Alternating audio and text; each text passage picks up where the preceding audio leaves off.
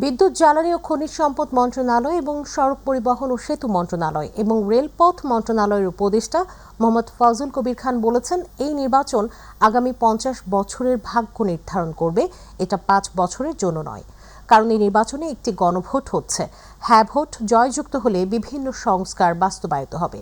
তিনি বলেন, আগের প্রতিটি নির্বাচন রাজনৈতিক দলের অধীনে হয়েছে, তবে আগামী নির্বাচন অন্তর্বর্তীকালীন সরকারের অধীনে।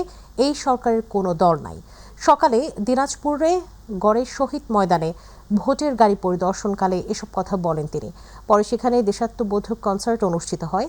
এই সময় বক্তব্য রাখেন তথ্য ও সম্প্রচার মন্ত্রণালয়ের উপপরিচালক আব্দুল জলিল, দিনাজপুর জেলা প্রশাসক রফিকুল ইসলাম, অতিরিক্ত জেলা প্রশাসক সার্বিক রিয়াজউদ্দিন।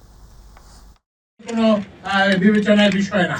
সংস্কার প্রস্তাবে যেটা আপনাদের সামনে দেওয়া হয়েছে, সেই সংস্কার প্রস্তাব বিষয়ে আমরা করব এবং আমরা সেই হিসেবে সংস্কার প্রস্তাবগুলো যদি হ্যাঁ ভোটে জয়যুক্ত করেন, তাহলে আমরা এই সংস্কার প্রস্তাবগুলো বাস্তবায়িত হবে এবং আমরা জাতি হিসেবে এগিয়ে যাব।